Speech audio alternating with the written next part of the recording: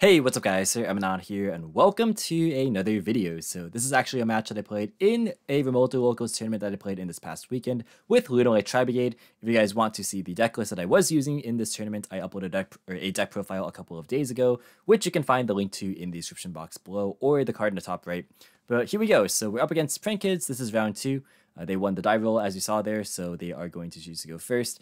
They're going to begin things off with a terraforming for a Prank Kids place, which is pretty good. Of course, that means they get to their engine no problem. So they're going to fire off this copy of place, and they're going to pick up a copy of the Prank Kids Dropsies right there. And they're going to begin and just do the normal Prank Kids shenanigans. So the only hand trap they opened this game was, I believe, a copy of Ghost Ogre, and that is definitely a bit awkward into this matchup. It really just highly depends on how they choose to chain block in terms of how much value you're going to get off of it.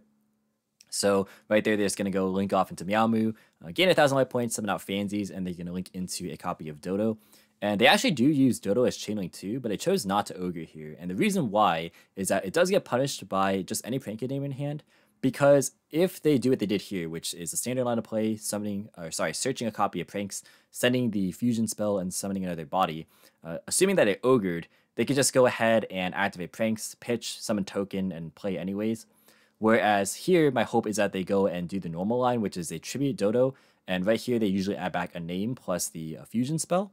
And then they're going to go ahead and pitch the name that they just added back off the Pranks. I could Ogre the Pranks, and then they'd be left with not a whole lot. Unless if they, had another Prank name in hand, which would have been all right, because that would have turned it into a Weather Washer. But I think Washer is a lot more manageable to deal with than the Battle Butler. But they actually went for a different line of play entirely, probably because I actually did have a response window to the Dodo. So they actually added back the Fansies and the Dropsies right there instead of adding back the Fusion spell. So while it does telegraph that they did draw the Fusion spell already, what it does do is that it plays successfully around Ogre. So pretty smart on my opponent's end. I could have, I guess, potentially had Imperm or Veiler instead. But the fact that I didn't do anything there, because realistically that's the only point to use Imperm or Veiler. So I think by deduction, by logic, you can figure out that the only realistic hand trap I could have had there was Ogre. So my opponent, playing very, very well around that.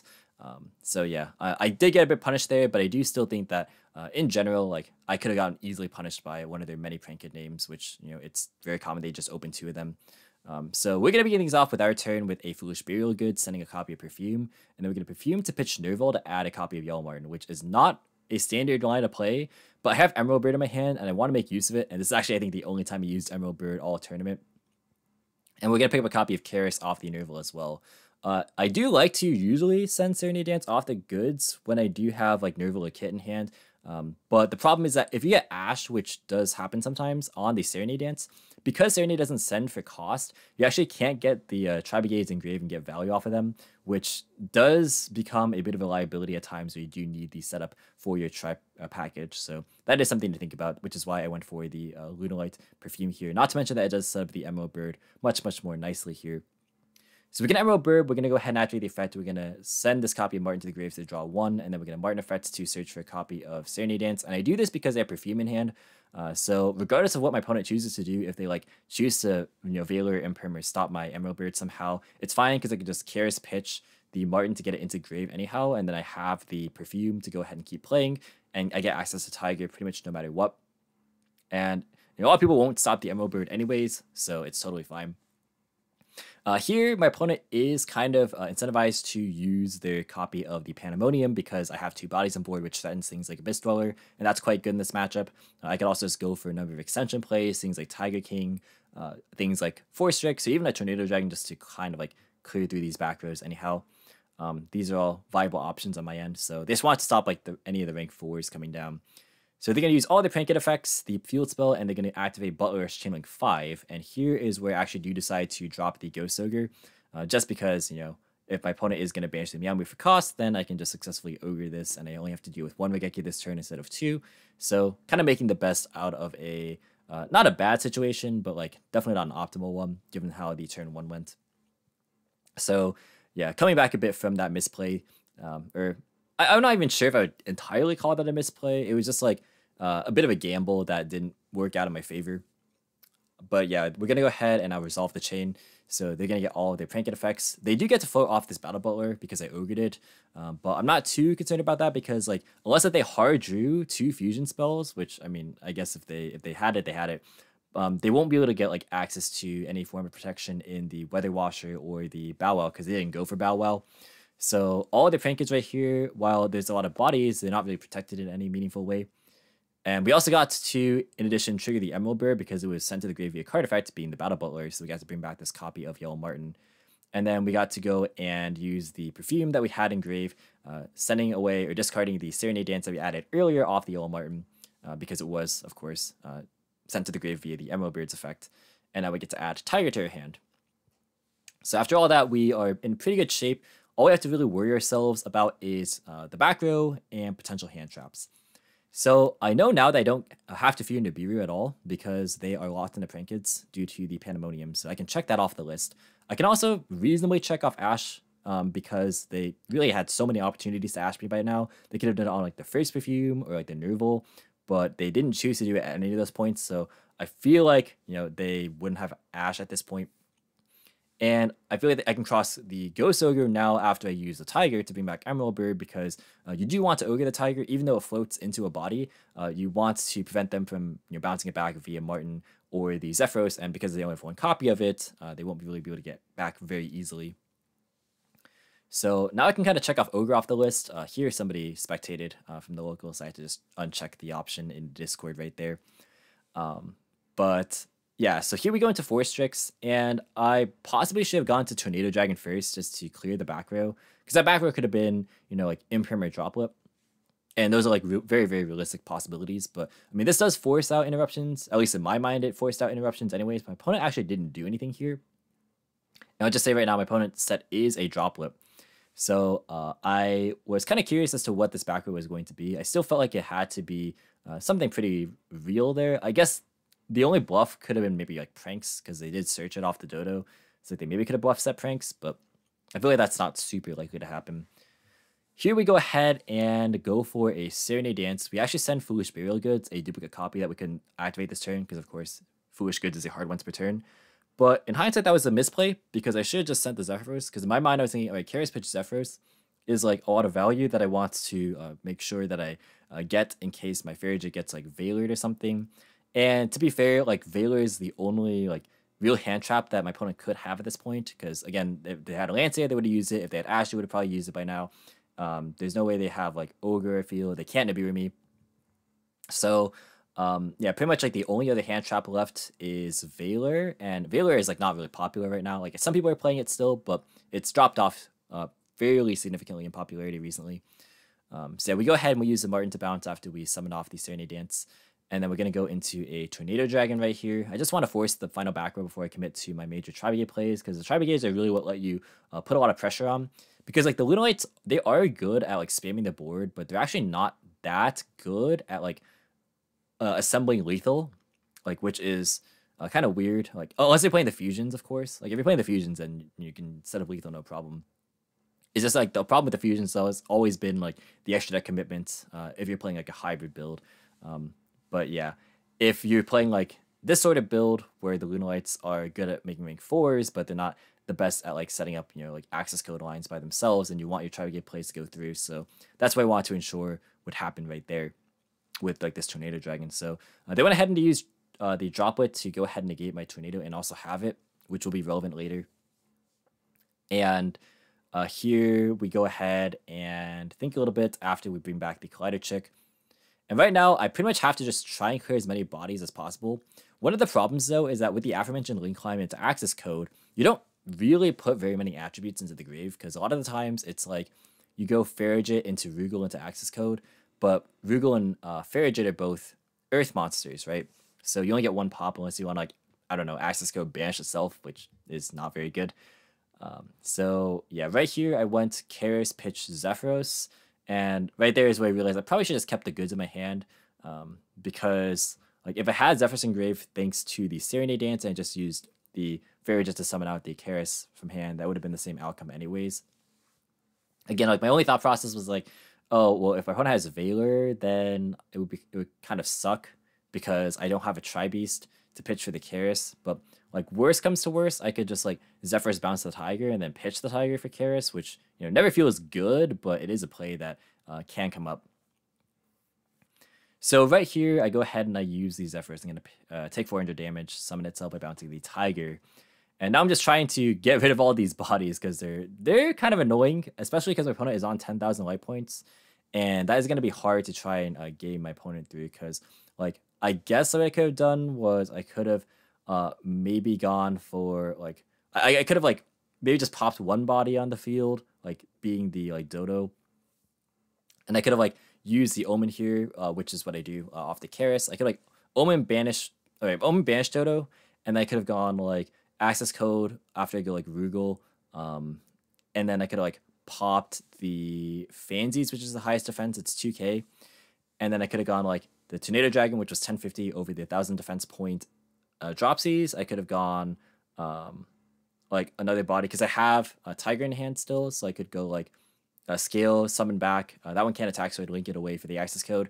So I would go, like, use, say, Zephyros to attack over the Roxys, and then I would have the Shuraig and the access code to attack, but that's not game because they're on 10,000, and that's only 83. So, like, that line wasn't really an option for me, and that's something I did consider. So what I do instead is I go for a Rugal, and I actually go ahead and I use the Omen as link material for the access code, which doesn't feel great because, like, yeah, it's not the greatest, but it does at least give my access code an extra 1,000 attacks. So it's going to be 63 instead of 53, which is nice. But yeah, the reason I do that is to get the extra attribute engraved so my access code can pop more cards. And ideally, I'd be able to just go ahead and finish the job right here. And I get an extra fractal off the Omen just in case. So go ahead, banish 2 attributes, being Earth and Dark, to go ahead and pop the 2 highest defense position Prankids. And I have one more activation of Tiger remaining. So I have Tiger, I can bring back the Yellow Marten. Something to note is that the monsters you bring back off of Tiger in scale cannot attack. They have restrictions, so they get destroyed in the end phase, their effects are negated, and they can't attack. The reason it doesn't matter that their effects are negated usually is that you're summoning back Collider Chick, which sends for cost, right? So normally that does not matter. Right here I go into the Verte to try and clean things up with DPE. And I make a bit of a mistake in my math, actually. I just thought it was game on board if I went, like, use DPE to pop Verte. And I thought that would be game. But it turns out I'm actually short. So I go Battle Phase, I pop with Verte, and I pop the Dropsies. And it turns out that I'm actually 150 points short of a lethal. Whereas if I kept the Verte on board by popping Tiger, it would have had game. And also Tiger can bring back a monster when it's destroyed by my own DPE. And, like, that monster can attack, unlike what I mentioned before, which is, like, if you scale Tiger and bring back a monster from its scale effect, that monster can't attack. But if you use its monster effect upon destruction to bring back a monster, then that monster can attack. But in any ways, I had lethal there. I just messed up math, and that is why you should do math before you go for game. But thankfully, my opponent actually does not have anything here as they go to check their top deck, and that is going to be it. So moving on to game 2, not the cleanest game on my end. I had a couple of mistakes there. Like, the Ogre was, like, maybe a mistake, depending on how you look at it. But also, like, the pitching of Zephyros was a bit of an error on my end. And then obviously just missing lethal. Definitely should be a bit more vigilant on the math. But here we go. Game 2, opponent's going first again. And they're going to begin things off with a copy of Rite of the Armiseer. And then that's going to go ahead and allow them to put a Fateful. And I think the hand trap that I drew this time was Ash. And so I'm just going to be holding the Ash for the Fateful to search a monster, which is, like, this is what I mean by, like, hand traps, like, singular hand traps against the adventure package just feel very, very weak. Here they go and activate Foolish Burial, which obviously I'm going to let resolve because the only real value they get off of it in Prankids is setting Enchantress, which, is just more redundant access to the same cards. So let this go. And right here, they're going to activate the Fateful to search a monster. And then I'm going to drop my Ash here just to cut off Griffin. But thankfully, my opponent actually does not have any Prankids in their opening hand. So, it really do be like that sometimes. They're just going to set one and pass. So right here, I'm feeling pretty decent about it. We're going to go ahead and go activate a copy of Cosmic Cyclone that I had in my hand. Going to hit the back row just to, like, snipe out, like, an Imperm or a drop it. But I actually hit D-Barrier, which is calling Xyz right here, and that definitely is a bit of a problem in terms of the way that the Lunala engine is structured in this deck, of course, being able to enable rank 4 plays. So now I have to play without the Xyz mechanic, and so that means it is time to play heavy Tri-Brigades. So we're going to activate a copy of the Foolish Burial Goods. We're going to go and send a copy of Serenade Dance. And if I hear, like, if I get Ash, then I go get, or don't get value off the send. But right here, I'm feeling a bit more confident in my hand. So that's why I felt the ability to send Serenade Dance wasn't going to be a huge issue right here. So we activate Serenade Dance. It does resolve. We do still send the Nerval, but right there, I still was able to get value off of it. Just the way my hand was constructed, so I didn't feel too badly about it. Here we go ahead and get to activate the Nerval to search for a copy of Karis. And then now, like, the Lunalights are just going to be extra fodder to fuel the Tri-Brigade stuff because I can't see some in this turn. So we're going to activate the effect of the Kaleido Chick. We're going to send a copy of the Yellow Marten to grave. And again, I'm kind of anticipating hand traps, right? Because if your Frank opponent bricks, then realistically, they probably just drew hand traps. I know one of the cards in the hand is an additional copy of Right, so that I don't have to worry about. And right here is the Tenki, which is why I didn't feel too badly if my Serenade Dance got stopped because I get access to Tri-Brigades anyways in that instance. And the Tri-Brigades are what's really going to be carrying the weight, as I mentioned again, because of D-Barrier. But we pick up Tiger because again, it's just more link fodder. And then we're going to go ahead and we're going to scale our copy of Tiger and we can bring back the Yellow Marten. Right here, I am going to do my best to play around Nibiru because they could have it this time, unlike last time where they were locked off of Pandemonium because there's no Pandemonium this time. And, without the ability to go into force tricks to easily keep going with my plays because I searched Karis off the Nerval as you saw earlier, so it's man, searching Zephyrs, that'd be crazy here. I could just pitch summon and keep going, but no force tricks line. So I do have to think about how I want to sequence this exactly. Because I have a couple of different plays. I did have a line to go for game, I believe. I can't remember exactly what the last card in my hand was here. But I do remember I was contemplating going for game here. But I decided to play it safe instead. Because again, you never know. It's prank kids, so I just thought that they had Nibiru for sure. Because again, I think they had windows to Ash me. They definitely could have Lanceia'd me way before. If they had D-Barrier plus Lancea, that just pretty much skipped my turn because I can only natively hard link summon, which is not the easiest to do in this deck. Without using rank 4s or activating Tri-Brigade effects pretty much. Yeah, that would have been very difficult. I do this in kind of a strange order. I bounce with Marten and then I summon off the Farigit. I should just summon off Farigit first. Because right here, I could go Karis to banish, get more bodies on board, and keep playing from there. But I'm trying to decide how I want to sequence this. So I spend some time thinking, and I'm thinking about just linking this away immediately with the Farigit and the Marten into a copy of Appaloosa. Or if I want to just go ahead and activate the effect of Karis, and they do the former actually. I just go ahead and activate not activate, but a link summon into Appaloosa. I could have gone for Shuraik here as well, but I chose not to do that. And right here, I believe I still have an alternate line or not an alternate line, but an additional line to go for DPE. So yeah, we go ahead and we use Farigit. We draw one, we can put one back. I can't remember exactly what I drew into here. But I do recall that I have not used my normal summon yet because I started off with the Serenade Dance to begin everything. So that is why I felt pretty comfortable with this. And that's why I didn't feel the need to use Karis effect immediately because I would get value off the Fractal that I believe is in my hand. I'm pretty sure Fractal is the card that's in my hand. So we go ahead, scale, bring back, Kaleido Chick, resend the Marten because we did banish the other one via its own effect. And then we get a normal summon out Fractal, and then we can banish 2. Yeah, because again, we did not use a normal summon yet this entire time.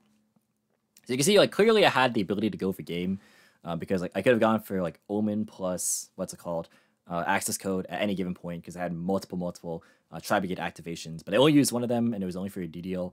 And I've just again played it very conservatively here, going for just a DPE because I figured my opponent's bricked, so even though they can go back in the game or get back into the game with a Prank name, there's no way they could really play past DPE pop the normal summon because I mean they could have the fusion spell, but the fusion spell requires that they have another Prank in their hand, which they would have summoned last turn if they had it. So I know that just DPE by itself is probably enough, and I also have Appaloosa plus DDL to back things up. So we just go ahead, attack. get some damage in, and we go ahead and just pop the Fateful, I believe, in the end phase here. So again, like it could have been game. I just didn't want to risk like playing into Nibiru, and my opponent they didn't have anything when I had the materials on board to make Appaloosa, but I'm just not sure if that's because like they didn't read Appaloosa or if they just didn't actually have Nibiru. But I didn't want to take that chance. So we're just doing the math here, I believe, and we're going to go ahead and pop Verte and pop the Fateful. And we're just going to pass on this. And my opponent, I believe, just doesn't draw any Prank Kids. Yeah, they have Ash, double fusion spell, and the right. I believe their Ash was their top deck. So that is going to be it. So thanks guys for watching. And until next time, I'll catch you in the next video. See you guys.